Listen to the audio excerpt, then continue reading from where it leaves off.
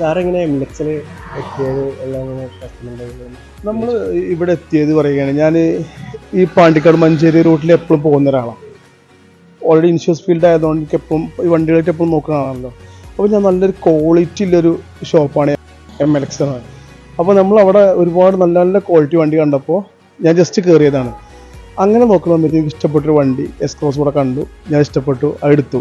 പക്ഷെ നിങ്ങളുടെ service perfect ആണ്, അടിപൊളിയാണ്. പ്രത്യേകിച്ച് നിങ്ങളൊക്കെ എല്ലാ ഉഷാറായിട്ട് കൈകാര്യം ചെയ്യുന്നുണ്ട്.